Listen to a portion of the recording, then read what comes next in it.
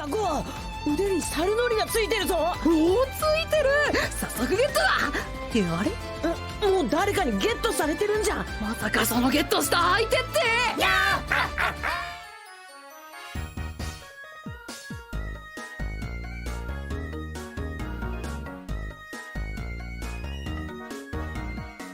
Hey everyone, it's Mark. This is my recap for Pokémon Journeys episode 58, Panic, the Gulpin Ball, and Come on Chewtle, the Turtle Race. This was the 1143rd episode of the Pokemon anime, but I'm only getting around to reviewing this one on Thursday night, 6 days after the episode came out, so what's even the point of me doing this so late? This review is going to be a little bit different. I'm just going to take a more casual approach to the episode review and focus on what will happen in the next episode, when Grookey will finally make its appearance. I mean, by the time this episode review goes out, the Grookey episode will be hours away from premiering in Japan, so I'm really behind. I do appreciate the people that reached out to me and asked where this review was. I didn't think people would actually care, so I was appreciative of that. I decided to make this video even if it was so late because of you guys, so thanks for the support. Speaking of which, I just hit the 900 subscriber mark, so I'm really excited and super grateful about that. Let's keep going and hit the big 1K. If you want any Brilliant Diamond and Shining Pearl content, by the way, I've got videos out on those already, so check them out if you haven't yet. I'm not exaggerating when I say that I think my 10 ideas for BDSP video is the best one I've ever made. It's just too bad literally every YouTuber has made a video about that same topic, but oh well, I had fun with it. Okay, let's talk about this 2-for-1 special. The episode starts in Team Rocket's hideout, which is to be expected with these 2-for-1s, and they must have had quite the party because they are all knocked out. Well, asleep. I mean, I guess we can't say what was in Jesse's mug, but something tells me it wasn't water. By the way, nice Arbok mug. Meowth ends up getting placed in the Rocket Prize Master, and for some reason Pelipper is also chilling there, but Pelipper is the only one awake, and it can't help itself. It turns that dial and comes out like 50 Gulpin. This was so weird. Cut to Ash and Go playing a friendly game of tag, which ends in Ash pushing Go into a bush and getting his head stuck inside a Gulpin, and Ash and Pikachu eventually get stuck to one as well. You can see where this is going.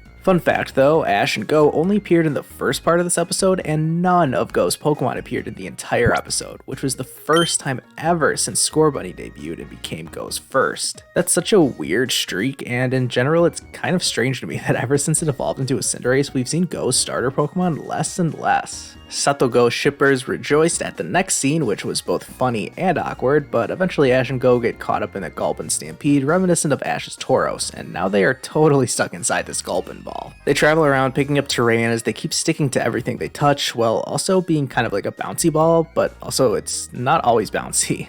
This is not the episode to be expecting perfect anime physics, so let's just move on. The Cerise lab gets readings of this mysterious life force, and this was a pretty cool scene. I liked how the setting inside the lab really contrasted with the ridiculousness that was happening outside of it, especially considering Chriso was in this low-light, dramatic, ultra-serious mode one episode after we learned all about her Psyduck obsession. Sure enough, the Gulpin ball ends up floating above the Cerise lab, and Professor Cerise gives them some kind of advice that was actually a play on words, which shout out to some stuffs. They actually managed to explain this in the sub, so it made sense for us idiot English speakers. And speaking of idiots, Ash and Go totally mishear the professor and just yell yay at the top of their lungs, which works. This was a cool visual, and the boys celebrate being free of Gulpin's sticky hold to end the first part. So far so good for this 2-for-1 special. I actually enjoyed the humor in this part, which I was not able to say for most of the other 2-for-1 specials. Part 2 is a little less exciting, if I'm being honest, and the setup is just a retread of the first. This time it's Wobbuffet who can't resist the urge to turn the dial on the Rocket Prize Master, and out comes the Chewtle that's appeared before. So Meowth and Wobbuffet follow it to a park. None of the human characters that appeared in the previous part of the episode show up again. It's all Pokemon from here on out until the very end. I'm not sure how many of you guys have ever watched some of the special episodes of the anime, but Meowth is featured in plenty of unique episodes outside of the main story that revolve around Pokemon-only misadventures, and Meowth served as the default narrator and interpreter for the audience. These episodes were harmless fun, and that's pretty much what we got this time too. Chewtle runs into a Turtwig, and they start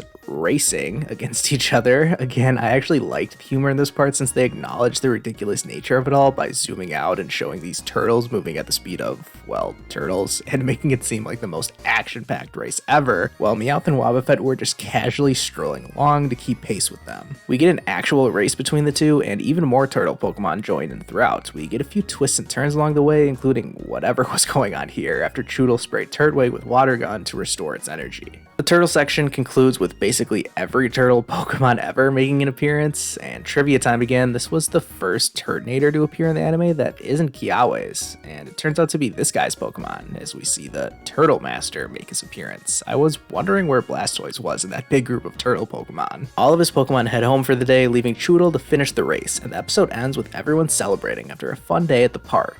I'm giving this episode a 6 out of 10 rating.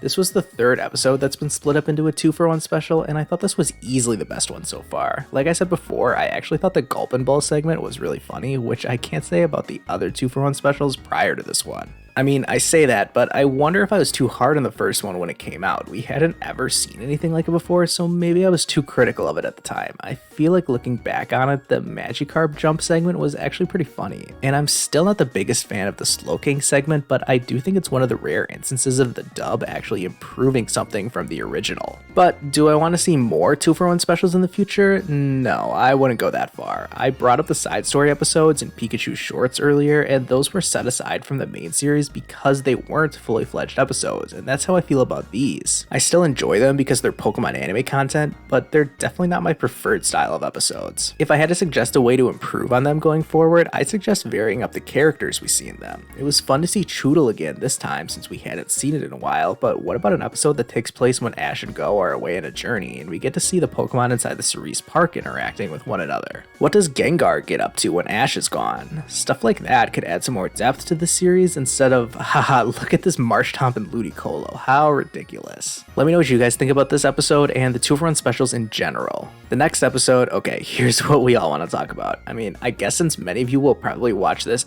after the Grookey episode airs, my speculation will be outdated already, but oh well. If I'm right, I will look smart, and if I'm wrong, you guys can laugh at me in the comments. In the preview, Go says, "One morning, when I woke up from strange dreams, I found myself transformed into a Rillaboom," which, back for another round of trivia, this is an almost word-for-word quote from the opening line of The Metamorphosis by Franz Kafka. The line from that story was, "One morning, when Gregor Samsa woke up from troubled dreams, he found himself transformed in his bed into a horrible vermin." And since I'm a Pokemon nerd, not a literature nerd, I had no idea what that fact was about, so I fell down a Wikipedia rabbit hole, and I've definitely heard the name Franz Kafka before, but learning about this book and his style of writing was off-putting. That's probably the best way for me to describe it. Anyways, no one cares about 19th century literature, so let's get back to the Grookey discussion. And the setup for this episode is that Grookey already has a trainer. Go wants to catch it, but can't. So, who is Grookey's trainer? And will it stay under that person's control past this new episode? Those are the million-dollar questions. As you guys will know if you've watched my videos for some time now, I've always leaned on the side of saying that Go will end up catching Grookey, and I'm not going to deviate from that now. I know some people really want Ash to catch Grookey, but it doesn't really matter to me which one of them catches it, and in the preview, Go was the one expressing an interest in catching it,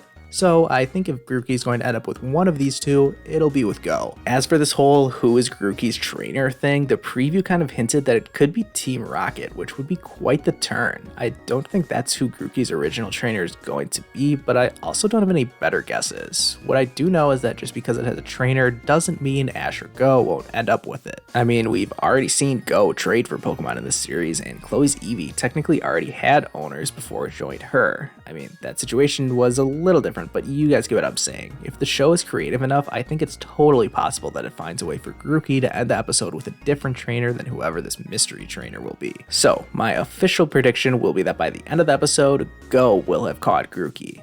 Was I right? Now just some more random things I wanted to include in this video. I know a lot of you guys saw those bingo cards that the official Pokemon social media channels put out. I guess they're meant to be used when binging the dubbed episodes on Netflix, but I feel like we can get creative and make some new ones ourselves. I'll definitely be coming up with one on my own, and I'd be really interested to see what creative bingo cards you guys can come up with on your own, so share your ideas over on my Discord server, and let's come up with the Elite Trainer Mark bingo card for Pokemon Journeys. I think we can have some fun with this. One other thing I wanted to mention was was that I did an interview last week, and if you guys have watched this entire video, then I can pretty much guarantee you'll be interested in checking out my interview where I talk about content creation and Pokemon journeys. If you've ever wanted to know a little bit more about me, the Mark in Elite Trainer Mark, then you'll definitely learn some things in this interview, and I'm sure you'll like it. The link to this will be in the description, so go over and like the video and subscribe to my friend Kevin's channel if you like what you see. Alright, I've already gone on way too long about this episode that came out a week ago, but I appreciate it if you guys watch this review anyways. You guys are the real fans. Make sure you hit like, subscribe if you haven't already, and talk to me down in the comments, over on Discord, and follow me on Twitter.